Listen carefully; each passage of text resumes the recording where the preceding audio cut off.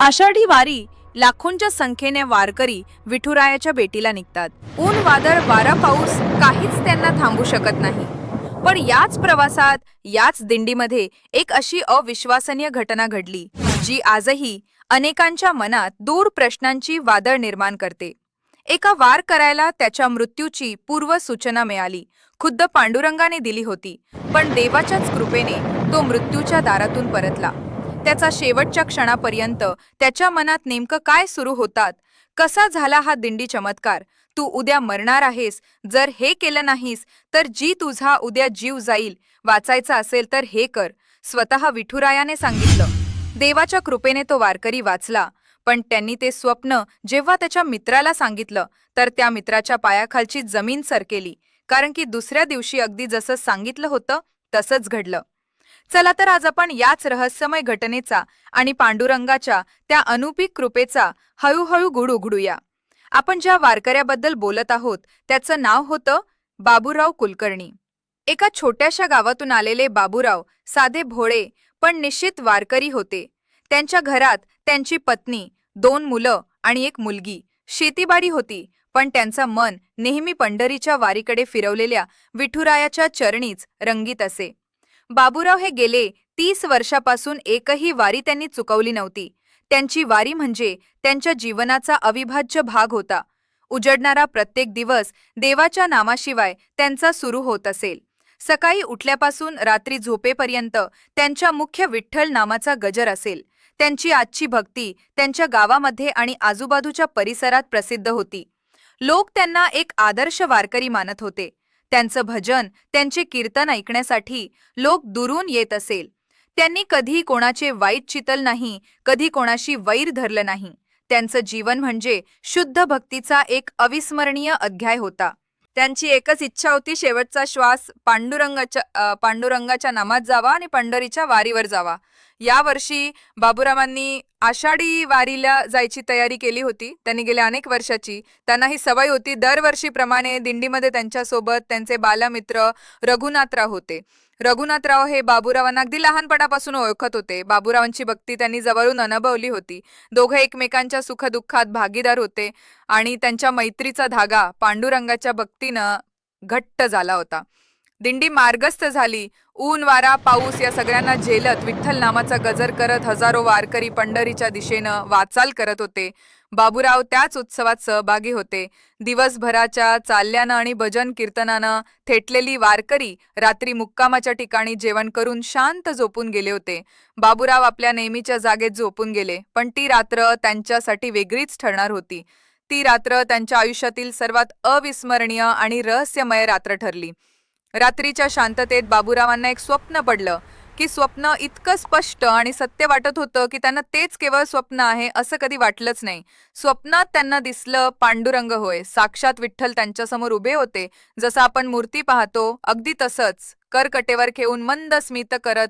बाबूरावांना कधी कल्पनाही केली नव्हती की त्यांना असा साक्षात्कार होईल, असा चमत्कार होऊन आणि थेट पांडुरंग त्यांच्या स्वप्न देखील त्यांच्या डोळे भरून आले. ते पांडुरंगाच्या चरणाशी नतमस्तक झाले. पांडुरंगाच्या चेहऱ्यावर एक वेगळीच गंभीरता होती. पांडुरंगानं बाबूरावला आपल्या जवळ बोलावले. अत्यंत शांत आणि भारदस्त आवाजात सांगितले, बाबूराव, तुझी भक्ती योगेशील आहे. तू गेली 30 वर्ष एकही वारे चुकवली नाहीस. तुझे जीवन माझ्या नामातच रंगले आहे. पण बाबूराव, उद्या दुपारी जेवणानंतर तुम्ही ज्या ठिकाणी विश्रांती घ्याल तिथून पुढे मार्गस्थ व्हाल, की आज मार्गावर एका विशिष्ट ठिकाणी एका पांढऱ्या रंगाची गाडी तुला उजव्या बाजूनं धडे देईल. तुझा मृत्यू निश्चित आहे. बाबूरावला धक्काच बसला. त्याच्या मनात भीतीनं घर केलं. पांडुरंग पुढे म्हणाले, मी तुला हेच सांगतोय कारण तू माझ्यासाठी खूप काही केलंयस. तू माझा खरा भक्त आहे. त्यामुळे उद्या त्या ठिकाणी तू उजव्या बाजूनं चालू नको. त्या ठिकाणी तू सावध राहा. तुझे स्थान बदल, अन्यथा उद्या तुझा मृत्यू निश्चित आहे. तुझ्या हातात तुझं जीवन मी देत आहे. यमराजाची पूर्वकल्पना मी तुला देत आहे. बाबूरावला धक्काच बसला. त्यांच्या मनात भीतीने घर केलं. पांडुरंग पुढे म्हणाले, मी तुला हे सांगतोय कारण की माझ्या भक्तीमध्ये तू आयुष्याचे 25 वर्ष घातलेस. तू माझा खरा आणि सच्चा भक्त आहेस. त्यामुळे तुला जर माझ्या भेटीला यायचं असेल तर तुला मी जे सांगितलं ते तू पालन कर. पांडुरंगाचे हे शब्द ऐकून बाबूरावांचे शरीर थरथरले. त्यांच्या डोळ्यातून अश्रू निघू लागले. त्यांनी पांडुरंगाला काही विचारायचा प्रयत्न केला, पण पांडुरंग मनात हसले. हळूहळू ते आदर्श होऊ लागले. बाबूराव त्यांच्या मागे निघाले, पण काही वेळानंतर त्यांना तिथे कोणीच दिसलं नाही. बाबूरावांच्या झोपेत असताना देखील डोळ्यातून अश्रू वाहत होते. पण त्यांच्या मनात एक भीती आणि अंग थरथरत होतं. ते स्वीकारण्याची भावना त्यांच्या मनामध्ये नव्हती. त्यांना कळलं लगेच, ते जागे झाले. त्यांना वाटलं कदाचित ते स्वप्न आहे. पण पांडुरंगाने सांगितलं की उद्या त्यांचा मृत्यू वाटत होता. पण पांडुरंगाने त्यांना वाचण्यासाठी हा दृष्टांत दिला होता. हे केवळ एक स्वप्न नव्हतं, तर पांडुरंगा न दिलेली पूर्वसूचना होती, एक साक्ष होती. सकाळ झाली. दिंडीतील इतर वारकरी उठून आपल्या दैनंदिन कामाला लागली होती. भजन कीर्तनाचे सुरुवात होऊ लागले, पण बाबूराव मात्र शांत आणि गंभीर होते. पण त्यांचा वेगळाच भाव होता. एका बाजूला अथांग शांती, तर दुसऱ्या बाजूला एक अनामिक भीतीची क्षमता त्यांच्या मनात. रात्रीच स्वप्न घर करून बसली होती. त्यांनी आपले नित्यकर्म वरले. आपल्या बालमित्र रघुनाथराव यांच्या जवळ गेले.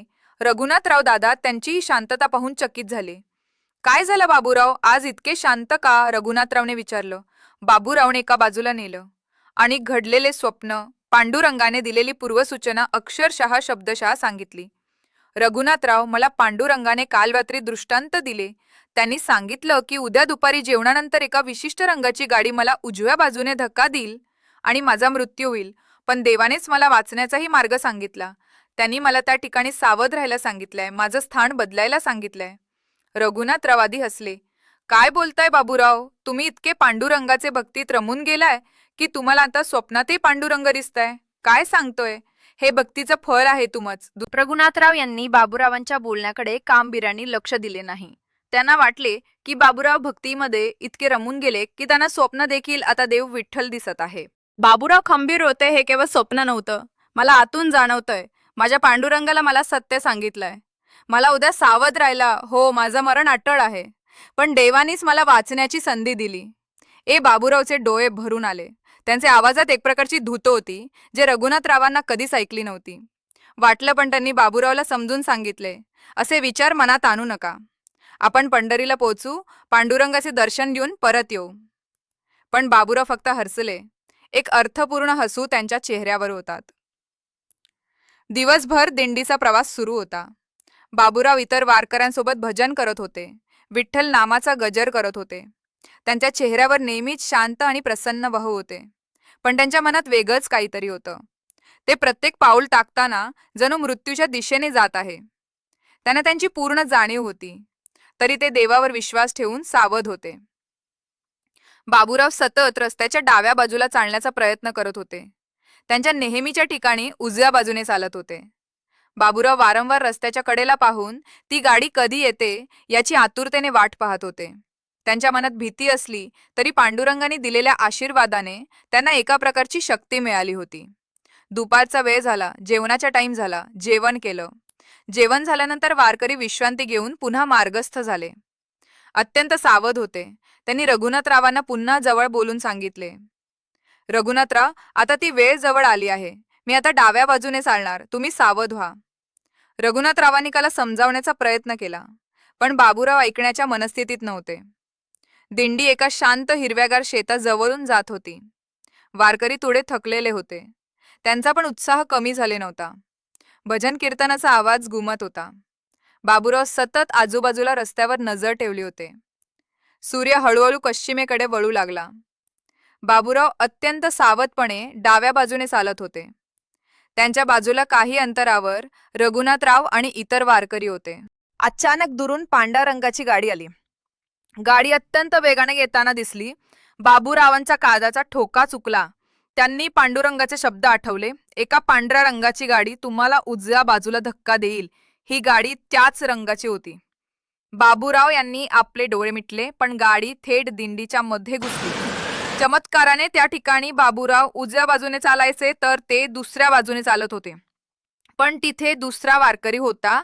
तो त्या पांढऱ्या रंगाच्या गाडीचा धडकला. एक जोराने आवाज आला. गाडी अनियंत्रित होऊन पुढे एका झाडावर आदळली. दिंडीत एकच गोंधळ. लोक मदतीसाठी धावून आले. पगात खूप भीषण होता. बाबूराव यांनी डोळे उघडले. ते सुरक्षित होते. त्यांचा विश्वासच बसेना. झालं. त्यांनी मागे वळून पाहिले की पांढऱ्या रंगाची गाडी आणि अपघात. त्यांचा जीव वाचला होता. रघुनाथराव बाबूरावांकडे धावले. त्यांनी बाबूराव मिठी मारली. बाबूराव, तुम्ही वाचलात देवा, तुम्ही खरं बोलले होतात. पांडुरंगाने तुम्हाला वाचवलं. रघुनाथरावांच्या डोळ्यात पाणी होतं. त्यांच्या चेहऱ्यावर आनंद, भीती आणि कृतज्ञता असे अनेक मिश्रित भाव होते. त्यांना कळालं होतं की पांडुरंग आले. त्यांना खरोखरच मृत्यूच्या दारेतून वाचवलं होतं. दिंडीमध्ये एकच चर्चा सुरू झाली. ज्या वारकऱ्याचा अपघात झाला होता त्याला रुग्णालयात दाखल करण्यात आलं. पण बाबूरावांची कथा वाऱ्यासारखी पसरली. अनेकांना विश्वास बसेना, पण रघुनाथराव आणि इतर वारकरी ज्यांनी बाबूरावला सकाळी बोलताना ऐकले होते ते यात चमत्काराचे साक्षीदार होते. बाबूरावांच्या या घटनेतून आपल्याला काय शिकायला मिळतं? त्यांची भक्ती, त्यांचा देवावरील विश्वास आणि देवाच्या कृपेचा सामर्थ्य त्यांना माहिती होतं. पण त्यांनी देवाच्या शब्दावरून विश्वास ठेवला, त्याचे पालन केले, त्यामुळे त्यांचा जीव वाचला. आषाढी वारीच्या या पवित्र वातावरणात जेव्हा लाखो वारकरी पांडुरंगाच्या भेटीला निघतात, आपल्याला त्यांची अप्रतिम श्रद्धा आणि भक्ती बघायला मिळते. तुम्हाला काय वाटतं ते तुम्ही कमेंटमध्ये नक्की सांगा. आणि कमेंटमध्ये माझा देव विठ्ठल रुक्माई हे कमेंटमध्ये लिहा.